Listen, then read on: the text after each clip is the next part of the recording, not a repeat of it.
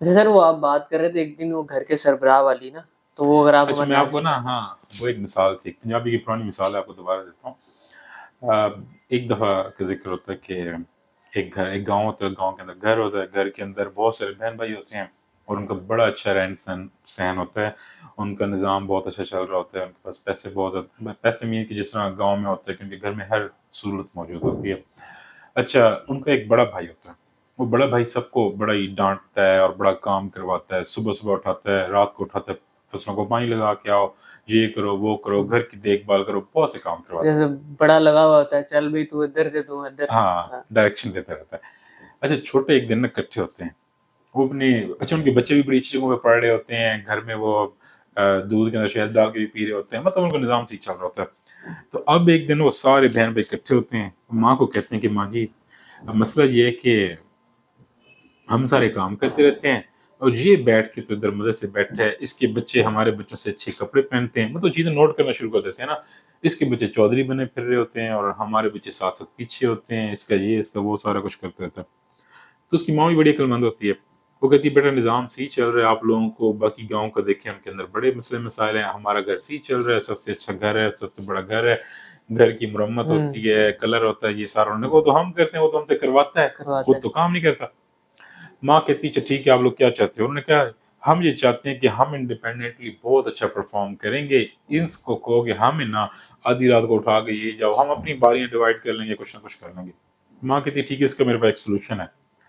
کہ بچپن میں اس طرح ہوا تھا کہ اس کے منہ میں سانپ کا کوئی بچہ یا کیڑا اس کے منہ میں گرا تھا، اور تب سے یہ نا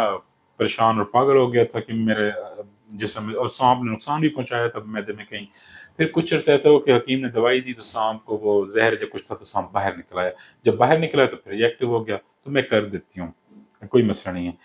اب وہ کیا ہوا کہ بندہ جو تھا بڑا بھائی جو سب کو ڈانٹ ڈپٹ کے کام چلاتا تھا، وہ سویا پڑا تھا دوپہر کو، تو اس کی ماں نے ایسا کیا ایک کپڑے کی چھوٹی سی ایک اسٹرپ لی یا دھاگا کوئی بھی چیز بھی، اس کو گیلا کر کے، وہ سویا پڑا تھا، منہ کھول کے سویا پڑا تھا، اس کے منہ میں ڈالا اور کھینچ لیا۔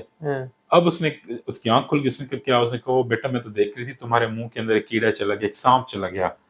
تو وہ کہتے ہیں ہاں، کہتے بچپن کی طرح میں بیمار ہو جاؤں گا؟ انہوں نے کہا ہاں تم تو بیمار ہو جاؤ گے۔ اچھا وہ کھانسنے لگ گیا ادھر ادھر اور پریشان ہو گیا، وامٹ کرنے لگ گیا۔ وہم میں پڑے گا۔ ہاں اس چیز سے اس کو بہت زیادہ وہم تھا، ماں کو پتا تھا،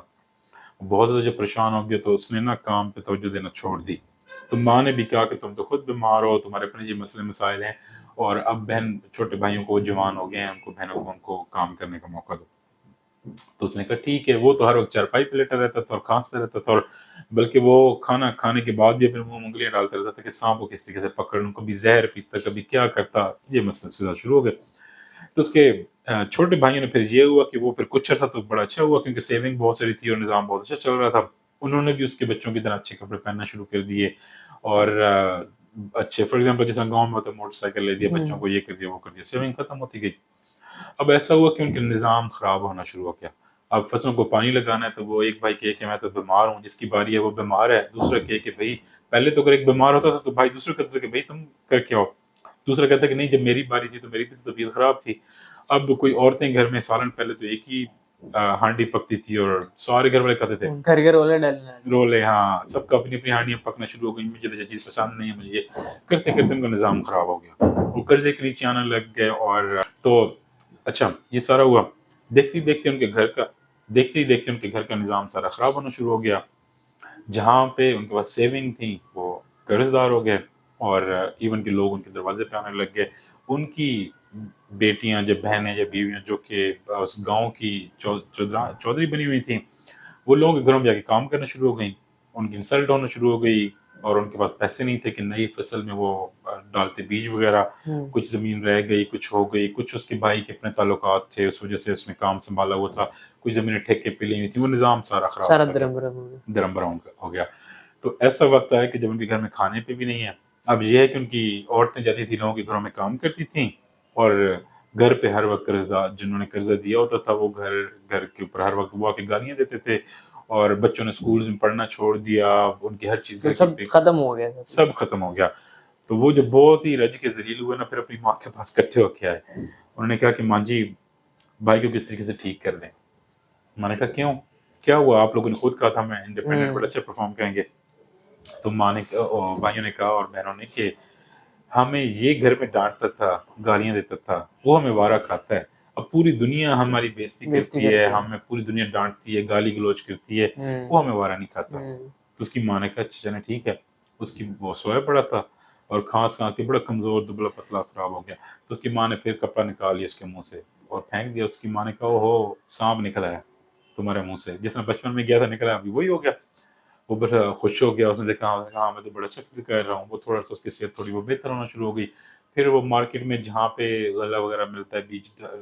کھادیں وغیرہ لیتے ہیں، اس کے اپنے اتنے تعلقات تھے، وہ کہاں سے کہیں سے اس نے کوئی چیز لے لی، کسی سے زمین ٹھیکے پہ لے لی، کسی مطلب اپنا کوئی ٹوٹ کشور کا نظام چلا کے اس نے چلانا شروع کر دیا گھر کا نظام، اور کچھ عرصے میں پھر بہتر ہو گیا۔ مطلب یہ سٹوری ایک ویسے تو نارمل سی سٹوری ہے، لیکن اس کے اندر لیسن یہ ہے کہ اگر آپ کے گھر کا کوئی بھی سربراہ ہو، گھر کا ہو، کسی ادارے کا ہو، کہیں پہ بھی ہو، جیسے اسکول میں پرنسپل ہوتے ہیں، تو اگر ون مین رول ہوتا ہے، وہی سب کو ڈائریکشن دیتا ہے، تو ایسے ہی۔ کام بالکل صحیح چلتا ہے۔ وقتی طور پہ ہمیں برا لگ رہا ہوتا ہے، ہاں ہم آپ نے یاد ہو کہ جب اسکول میں پڑھا کرتے تھے، ہم ٹیچروں کو بڑا برا بلا کہتے تھے، ایسے ہی ہم ہے، کہتے تھے کہ یہ کیا، یہ کہتے ہیں کہ ٹائم سے گھنٹہ پہلے آنا ہے پہلے آنا ہے۔ اور ساری چیزیں سیکھ کرنی ہے، اور ہم اگر کاپی کے سائڈ پہ حاشیہ نام بھی لگائیں، لیکن اس تو درمیان میں ہے، ہاں پھر کیوں لگائیں؟ لیکن میرے خیال میں جو بھی سربراہ ہو، اسپیشلی گھروں کا،